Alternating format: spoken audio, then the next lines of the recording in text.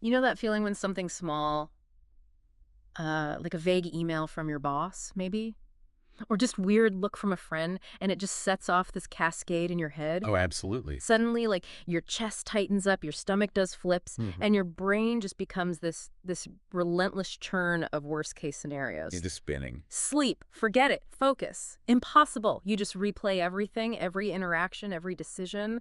It's like a broken record of self-doubt, Mm. and then the thing actually happens, and it's Mm. fine, maybe even good. Right. The relief. Huge relief washes over you, but then the meta overthinking kicks in, you know? Like, why did I even get so worked up? Ah, yes. The analysis of the analysis. Exactly. Has that ever happened to you? It's uh it's striking how common that cycle actually is. That Yeah. that spin cycle you mentioned, rehashing the past, stressing about a future that hasn't even happened, Right. picking apart every choice, that, familiar hum of social anxiety.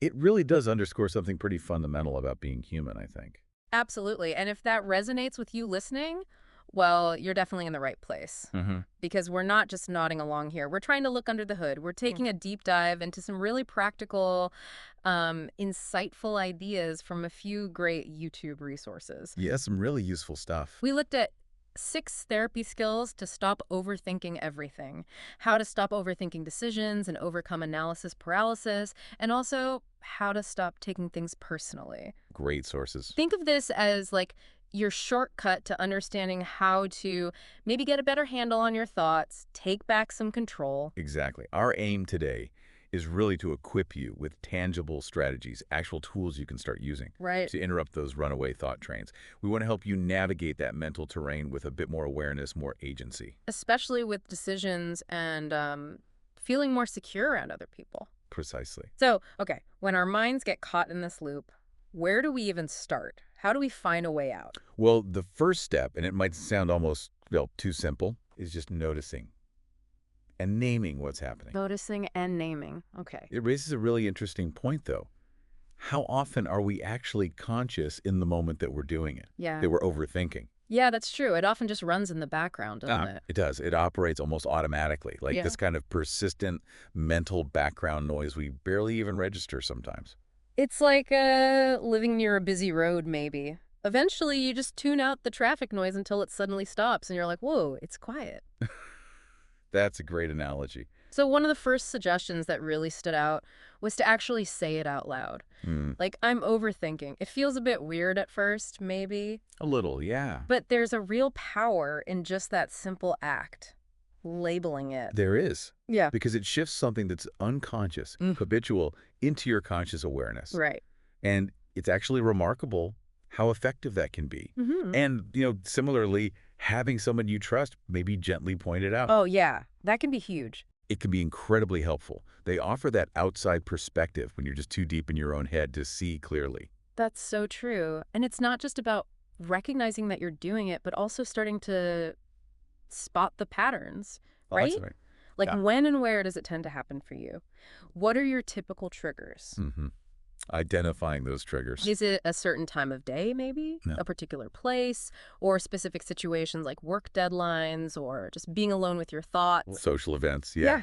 Or that tricky time right before sleep. Oh, definitely bedtime. Pinpointing those triggers gives you a kind of, well, an advanced warning system. Okay.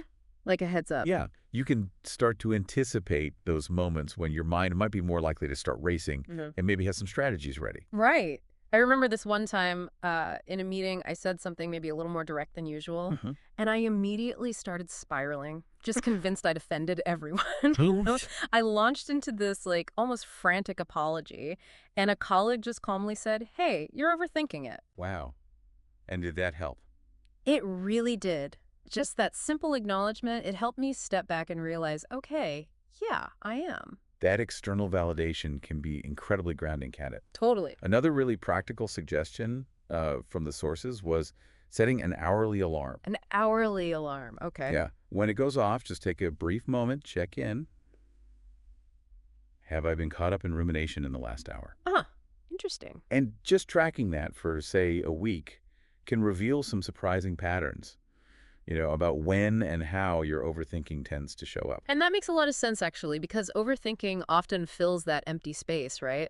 When Our minds are actively focused on something else. That's right. It's like our brains are hunting for a problem to solve, even if there isn't really one there. Well, what's fascinating is that our brains seem to have this default mode network, Okay. and it becomes more active when we're not focused on a specific Hmm. task. It's during those times that these patterns like worry and rumination can really grab hold. Okay, so we're starting to notice it, we're naming it, we're even starting to identify our triggers. Good first steps. But what's next? Because, I mean, just knowing you're overthinking doesn't exactly make it stop, does it? It's not like flipping a switch. No, absolutely not. Awareness is crucial. It's step one. But the next part involves actively setting limits. Setting limits. Okay. Think of it like establishing some healthy boundaries for your thoughts. This idea of intentionally postponing or even like scheduling rumination really caught my attention. Hmm. Telling yourself, okay, I hear you thought, but I'm going to deal with this later, or maybe I'll worry about this at 2 p.m. It almost feels like you're negotiating with your own brain. In a way, you are. It gives you back a sense of agency over the worry. Agency, right? By acknowledging the thought, but consciously deciding, okay, I'll address this at a specific time, you disrupt its immediate power over you. Yeah. And actually writing it down, like on your to-do list or in your calendar, can reinforce that sense of control even more. And this links to that other idea, scheduling dedicated worry time. Yes. Like setting aside, what, 30, 35 minutes each day, maybe for a month, specifically to worry. It sounds a bit weird. It does sound paradoxical, doesn't it? Yeah. Intentionally making time to worry. Yeah. But the key is containing it, right? Keeping it within that specific time frame. Exactly. It signals to your brain, okay, there is an appropriate time and place for these concerns, but outside of that window, it's not the time. Hmm. And a critical piece of this worry time is what you actually do during it. It's not just passive stewing. Right. It's not just sitting there getting more worked up. The advice was never worry in your head. Do it on paper. Yes. Get it out. Whether that's like a full-on brain dump, making a pros and cons list, maybe looking at your locus of control in the situation, Or just free writing, whatever comes up. getting those swirling thoughts out of your head and onto something solid, something tangible, it can make them feel way less overwhelming, more manageable. Writing really helps externalize the worry.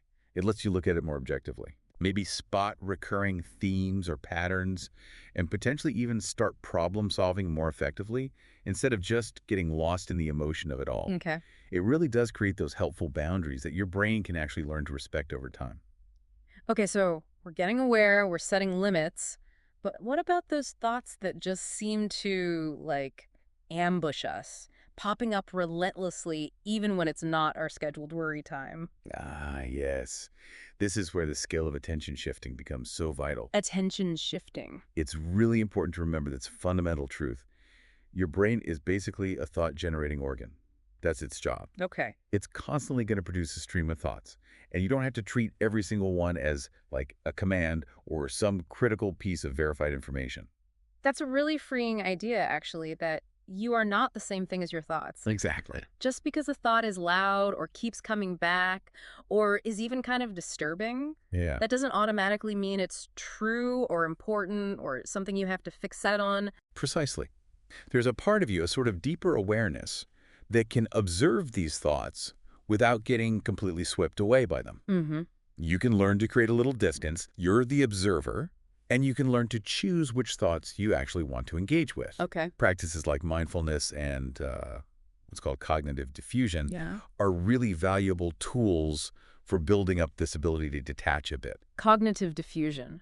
So, like, seeing thoughts as just thoughts, not facts. Exactly. Recognizing them as just words or mental events, Okay. not absolute truths you have to buy into or react to. The analogy of having, like, a remote control for your thoughts really stuck with me. Yeah, that's a good one. Imagine you have the power to just change the channel when that, relentless worry station comes on. What's key here, though, is the intentionality behind that shift. It's not just about random distraction. Right. It's about consciously directing your attention towards something more helpful, intentionally switching, Mm-hmm.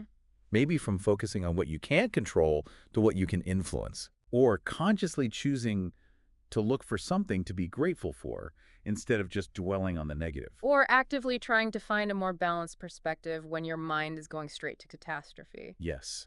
And the crucial part is shifting towards thoughts that are specific within your sphere of control and ideally action-oriented. Those are the channels that are actually going to use your mental energy productively. Exactly. Instead of getting bogged down in these vague, abstract anxieties, you're consciously directing your focus towards tangible steps you can take, or maybe more helpful ways of framing this situation. This leads so naturally into the power of the present moment, doesn't it? It really does. It feels like such a direct antidote to all that future tripping and past dwelling that really fuels the overthinking engine. It is. When you deliberately want your focus back to the present, right here, right now, you effectively interrupt that cycle of rumination and worry. You're shifting your attention away from that inner world of often negative, unproductive thoughts. And reconnecting with the external reality around you, what's actually happening. The window with words analogy painted such a clear picture for me. Mhm. Like you can get so fixated on those negative thoughts, the words scrawled all over the window, that you completely miss the actual view outside, the reality of what's happening right now. Exactly. It's about intentionally redirecting your attention from that internal story to the sensory information of the here and now. So like actually stopping. Yeah, take a moment right now even. Yeah. What can you actually see in your immediate surroundings? Okay. What physical sensations are you aware of in your body? Maybe just the feeling of your breath going in and out. Uh-huh. What sounds can you hear? Are there any smells or tastes you can notice right in this moment? It's like grounding yourself in immediate reality, using your senses like anchors to pull you out of the thought swirl. It's a very deliberate act, yes. Yeah, Stepping out of your head and back into your physical experience. but it takes practice, I imagine. Oh, absolutely. Yeah. It's a skill just like any other, and it develops with practice.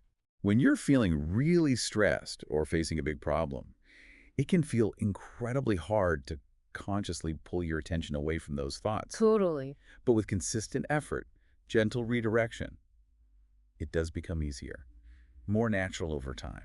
Now, another really insightful point was this idea of shifting from abstract thinking to more concrete thinking. Yes, that's a powerful one. This feels super relevant when those overthinking spirals get really vague and broad Oh, and yeah. just overwhelming. Abstract thinking often involves these huge overgeneralizations, doesn't it? Why can't I ever get my needs met? Or why do bad things always happen to me? Yeah, those big sweeping statements. And those kinds of thoughts tend to foster feelings of helplessness, and they can really fuel self-criticism. Right. It's like your brain gets stuck in this endless loop of why questions that don't actually lead anywhere useful. Exactly. No solutions, no insights. Why am I such a failure? Why are people so mean? Why do I always feel this way? None of those really propel you forward constructively. Precisely. So the suggestion here is to consciously shift from those broad, unhelpful why questions Uh-huh. to more specific what questions. Questions that focus on concrete details and potential actions. The anecdote about the swear jar for the word why was pretty memorable. It was, wasn't it? Treating why almost like a forbidden word. Yeah. Putting a little penalty on using it really highlights how often it creeps in and keeps us stuck. Mm-hmm. And the reframe, asking, what is one small, manageable thing I can do today to support my mental well-being? Instead of that huge, why do I have to deal with depression?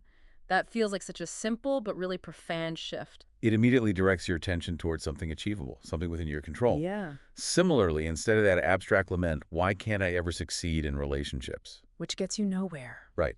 Asking, what is one specific relationship skill I could consciously work on developing? That gives you a concrete starting point for growth, for positive change. It moves you away from feeling like just a passive victim of your circumstances and empowers you to become an active agent in making small, maybe incremental, but ultimately really significant improvements. And that sense of agency, that feeling of being able to do something, take some kind of action, Mhm. that's absolutely crucial in breaking free from the paralysis that overthinking often creates. Now, what about when we actively try to stop overthinking? Because sometimes that seems to backfire, like spectacularly, right? Definitely. Yeah. The paradox of thought suppression. The more you try not to think about something, the more it seems to dominate your thoughts. It's that classic pink elephant problem, isn't it? Exactly. Don't think of a pink elephant and what's immediately in your head. A pink elephant. The harder you try not to picture it, the more likely it is to pop up. So the strategy isn't to get into this direct fight with our thoughts, trying to wrestle them into submission, No, that usually doesn't work very well. but rather to gently shift our focus towards our values, towards what we actually do want to cultivate and experience more of in our lives. Exactly. Instead of just trying to create some kind of mental blank space by forcing thoughts out. Which is impossible anyway. Right. It's about actively retraining your brain to direct its energy and attention towards what truly gives your life meaning and purpose. Okay. So that could be anything from consciously choosing to be more present with people you care about. hmm Or actively pursuing hobbies or activities you find genuinely fulfilling. Or even just making a conscious effort to find small moments of peace and relaxation throughout the day. Yes. So instead of getting totally caught in the weeds of the overthinking itself, you intentionally ask yourself, Like, what's truly most important to me right now? or what kind of person do I want to be? What do I want my life to be about? Big picture. Those kinds of questions act like a compass, don't they? They do. They guide your attention towards your core values, towards what genuinely nourishes you. Because overthinking often leads to withdrawing, feeling isolated. Exactly. So actively exploring and engaging with your values Hmm. is a really powerful way to counteract that tendency and reconnect with what truly matters. Now, there was a mention of distraction as a technique to interrupt overthinking, but it Yes. came with a pretty big caveat, a warning sign. A significant one, yes. Mm. Distraction, things like getting lost scrolling social media or binge watching TV, Uh-huh. The usual they suspects. can certainly offer a temporary break from the intensity of overthinking. Hmm. It can help break that immediate cycle of rumination for a bit. The crucial warning is that it can very easily become a form of avoidance, right? Absolutely, a way of just sidestepping the underlying issues. And if you rely on it too heavily, it can actually lead to feeling kind of empty or like your life lacks meaning. You're not actually addressing the root of the overthinking. Precisely. The more helpful recommendation is to, well, face problems directly and constructively when you need to, Okay. and then engage in valued activities as a way to recharge and refocus your mental energy, not using distraction as a permanent escape hatch. So things like spending time in nature or pursuing a creative hobby or getting some exercise. Exactly. Those can be healthy, fulfilling ways to shift your focus when they're used in a balanced way as part of a life with meaning, not just an escape from discomfort. Okay, that makes sense. Now, let's pivot a bit and talk about a very specific kind of overthinking that I think trips up a lot of people. hmm Overthinking decisions. That lovely thing, often called analysis paralysis. Yes, that incredibly frustrating feeling of being completely swamped by choices, even seemingly simple ones. Yeah, you get stuck weighing option A against option B, and then your mind just starts spiraling through all the potential ripple effects, all the consequences, C, D, E, F, G. Until you feel completely frozen, Yeah. and you end up just not making a decision at all, Yeah. stuck. Frida's story in one of the sources really brought this to life. It did. Whether it was something smaller, like deciding what to wear to something, or much bigger, like thinking about a career change, she'd get completely bogged down. This endless process of weighing every single possible pro and con. Often to the point where she just couldn't bring herself to actually do anything, to make the choice. And as she went through life, this decision paralysis started to have a really big impact, didn't it? It really did. Affecting her career path, her personal relationships, even just making everyday plans with friends became a source of huge anxiety for her. Wow. That underlying fear of making the wrong choice ultimately led to her missing out on opportunities and experiencing more stress, even signs of depression. That specific example of having to choose between those two job offers. Yes, the high-paying but stressful one versus the better work-life balance but lower salary one. And ultimately doing nothing because she was so terrified of picking the wrong one, that really hit home. It perfectly illustrates the core of decision paralysis, doesn't it? Freezing up when faced with options, actively avoiding making the choice, Constantly delaying. delaying, and then endlessly second-guessing yourself, even if you do eventually make one. Ugh, the second guessing. And this pattern can lead to what's known as choice fatigue.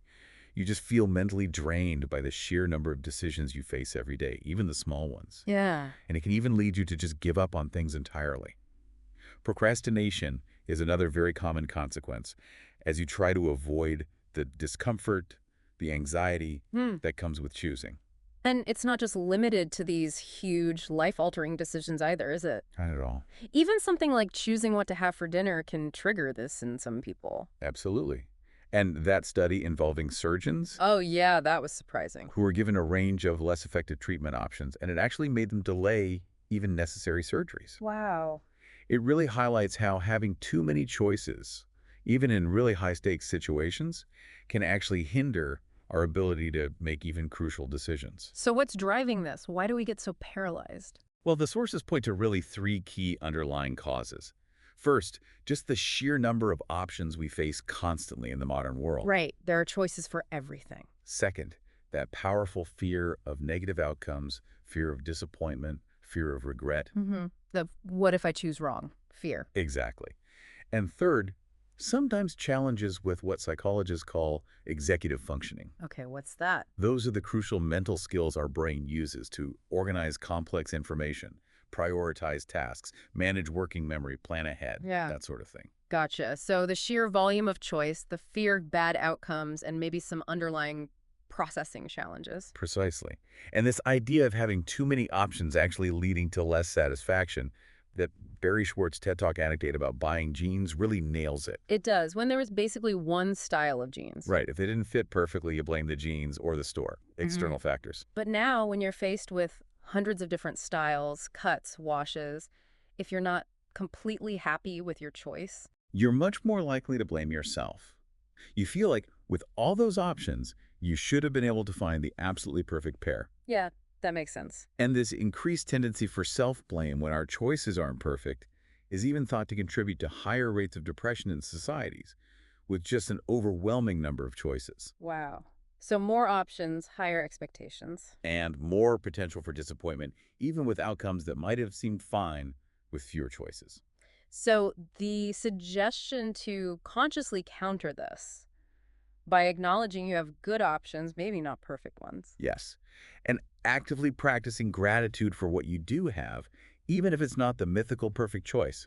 That seems like a really important shift in perspective. It's about moving away from chasing this often unattainable ideal of perfection. And towards recognizing and genuinely appreciating the good that's already there in your choices in your life. And at the heart of this paralysis, you often find fear. A significant element of fear, yes. Fear of uncertainty, fear of making a mistake, fear of potential disappointment or failure. So really tackling that underlying emotional part becomes key.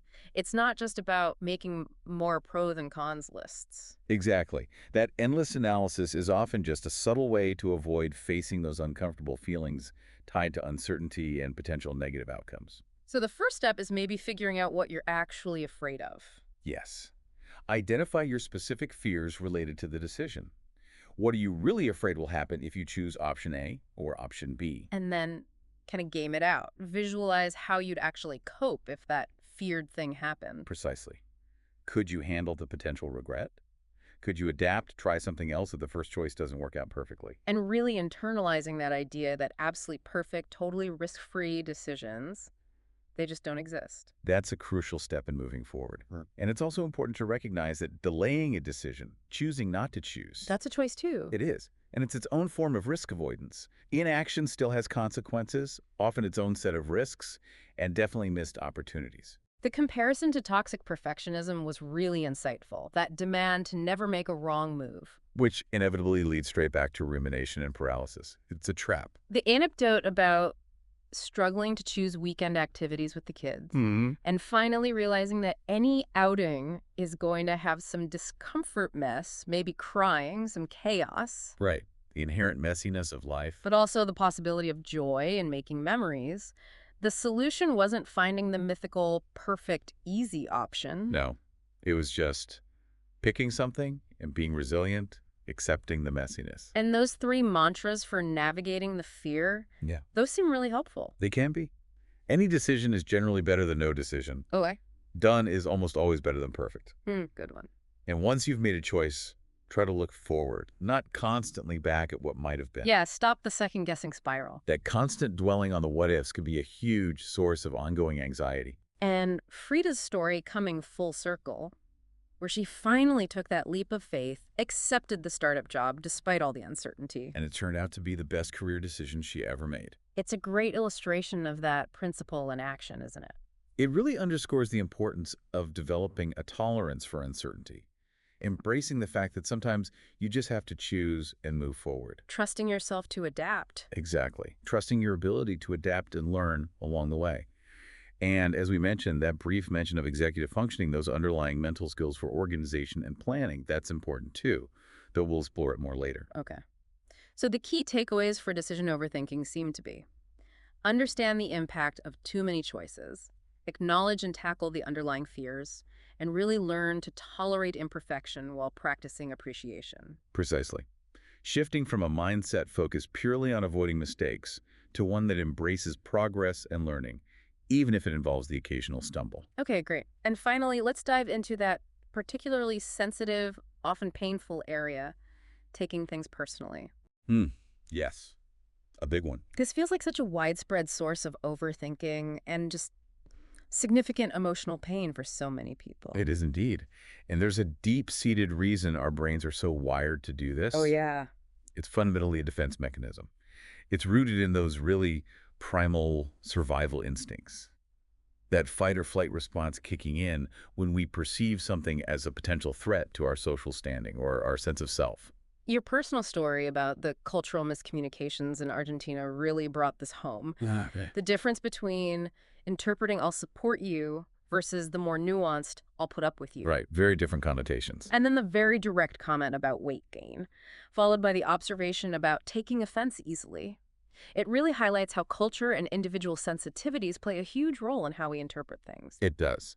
And while taking things personally might offer this fleeting, almost reflexive sense of, I don't know, vindication maybe? In a moment. Yeah, like a little righteous anger hit. Right.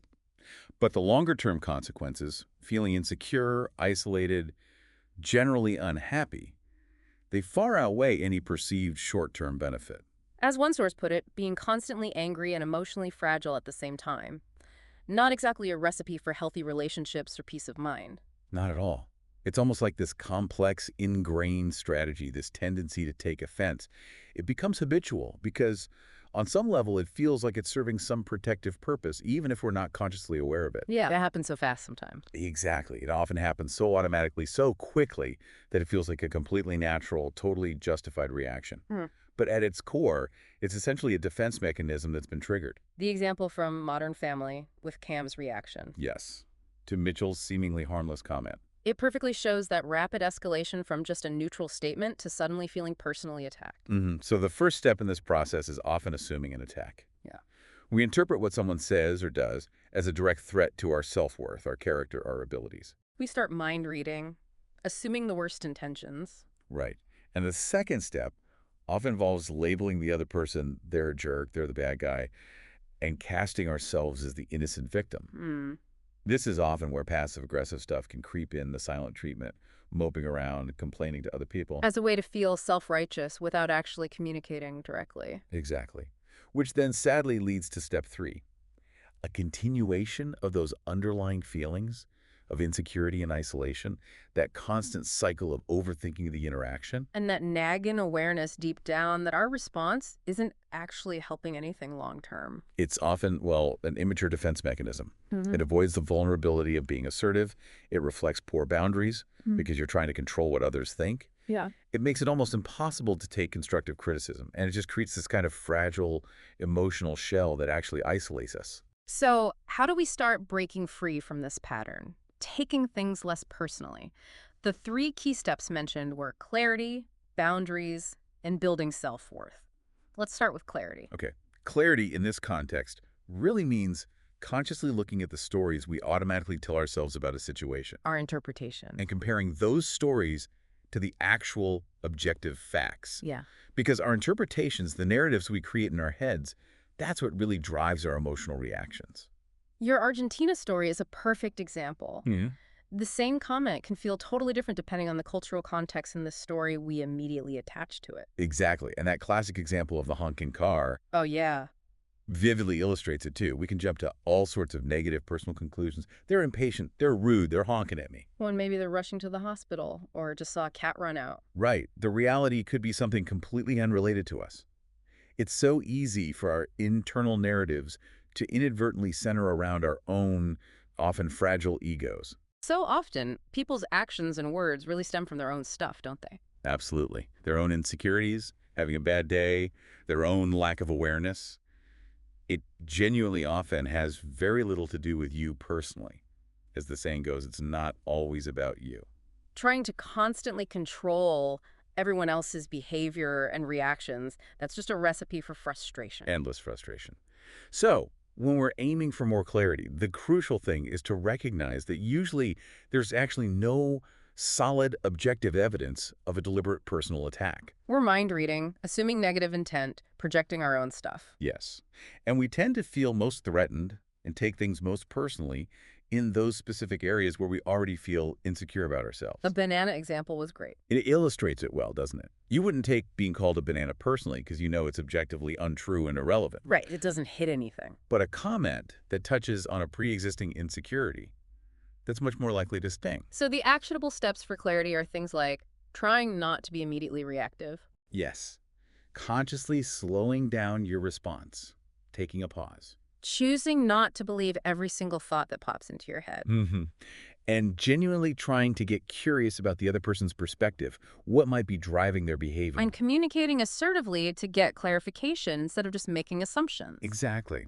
And sometimes seeking honest feedback from a trusted friend or maybe a therapist about some of your recurring personal stories can be incredibly valuable too. Okay, next up, boundaries. Establishing healthy boundaries. This is fundamentally about understanding where you end and the other person begins, where your responsibility and emotional space stop.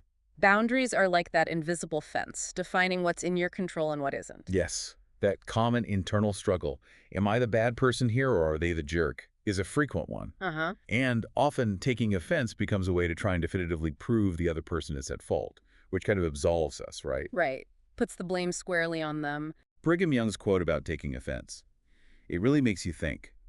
Taking offense when none was intended is foolish, and taking it when it was intended is maybe even more so. That it's not about me aspect is so key here. Sometimes people are just difficult because of their own issues, sleep deprivation, stress, poor communication skills. Exactly. And in those cases, the strategy is often just to let it go. Avoid trying to control their feelings or reactions. That's where boundaries get blurry. But then there's the flip side. When is it about me? Right. People with lower self-esteem are often more vulnerable to taking things personally. It becomes a kind of preemptive defense against those deeper fears, rejection, abandonment, feeling inadequate. Our core beliefs about ourselves really color how we see things. They heavily influence our assumptions about others' intentions. And often, taking offense can be a way to avoid looking inward, avoid self-reflection, and just protect a fragile self-image. The contrast you drew between how insecure people react versus more secure people, that was really telling. Secure people are generally able to either just brush off irrelevant or misguided comments. Like water off a duck's back. Or they can thoughtfully consider potentially valuable feedback and see it as a chance to grow, not an attack. Ultimately, we're only truly responsible for our own actions, our own words, our own choices. Exactly. This is where that locus of control exercise can be so helpful. The 2 columns. Yeah. Literally take a piece of paper, divide it. What I can control and what I cannot control. And then just focus on the can control side. Consciously focus your energy and attention only on those aspects within your control and intentionally try to let go of the rest. Secure individuals are generally more open to feedback, even critical feedback. Because they see it as a learning opportunity. Right. Not as a direct assault on their fundamental worth. Okay. And finally, the foundational piece. Building self-worth. This really feels like the long-term, sustainable fix for not taking things so personally. It absolutely is, because insecurity is really the fuel that powers that tendency. So the focus needs to shift away from trying to constantly manage or control what other people think of you. And towards defining your own internal sense of value. Who do you want to be? What kind of person, based on your own core values? So instead of getting upset about how you feel you're being treated as, say, a partner, you focus on being the kind of supportive, loving partner you want to be. That internal focus really cuts down on the external drama, doesn't it? And creates clearer, healthier boundaries. It does. Because basing your self-worth on external validation on others' opinions is always going to be an unstable foundation. It shifts constantly. Yeah. But choosing your own values and actively working towards embodying them, that creates a much more solid, resilient sense of security from within. It's about embracing growth and having your own sense of direction, not chasing some impossible state of perfect approval from everyone else. Exactly. Perfection isn't the goal. Growth, integrity, a sense of direction. That's the goal. And on a really practical level, there are definitely short-term things you can do in the heat of the moment. Yeah. Oh, for sure. like consciously just closing your mouth for a second, taking a deep breath. Buying yourself some time with a neutral response, maybe. Mm, That's interesting. Or let me think about that. yes. And then there are medium-term approaches like practicing assertive communication, clarifying misunderstandings, expressing your feelings without drama. And consciously deciding, does this actually warrant a response, or is it better to just let it go? Mhm. Even using writing, just journaling about it to process your thoughts and gain clarity can be incredibly helpful. But the long-term foundation, that feeling of security that makes you less prone to taking things personally. That really comes from cultivating your integrity, consistently striving to be the kind of person you want to be, developing that strong sense of internal validation based on your values. And then viewing any feedback you get through that more secure, grounded lens. Exactly. Wow. So overthinking, grappling with decisions, taking things personally, these are such universal threads, aren't they? Part of the human experience. They really are. But as we've explored in this deep dive, Mm, there are definitely concrete, actionable strategies we can all start to use. yeah. To navigate these challenges with more awareness, more resilience, and ultimately maybe a greater sense of inner peace. What's really empowering, I think, is recognizing that while these patterns can feel so automatic, so ingrained, Totally. they are ultimately learned behaviors. And learned behaviors can be unlearned or replaced with more helpful, more adaptive ways of responding to our thoughts in the world around us. I really encourage you listening right now to take some time, reflect on the different techniques and insights we've talked about today, Mm. and maybe identify just one or two that particularly resonate with whatever challenges you might be facing currently. Even starting small, with consistent practice, Mm. that can truly lead to significant positive changes over time. Which brings us to a final thought to maybe ponder. Okay. If you could consciously reclaim even a portion of the mental energy you currently spend caught up in cycles of overthinking, what would you do with it? What meaningful actions or creative pursuits or enriching experiences would you choose to invest that precious energy in instead? That's a powerful question. And for those of you who are keen to explore these topics even more, I highly recommend checking out the Therapy in a Nutshell YouTube Oh, channel. yes. Emma McAdams' work is excellent. She offers just a wealth of incredibly insightful, really practical content on these areas and many other related aspects of mental well-being. Her channel provides a truly valuable resource for getting a deeper understanding of these common mental patterns and for developing effective strategies to manage them in your own life. Ultimately, this journey, learning to manage your thoughts, engage with the world more balanced way, it's really about reclaiming your power, isn't it? It is. And living more fully right here in the present moment. You have more agency than you might realize right now. Absolutely. And just remember, the goal is progress, not perfection. There's no unattainable state of perfect mental stillness we're aiming for. Just be patient and kind to yourself as you start to experiment with these strategies, as you begin to integrate them into your daily life.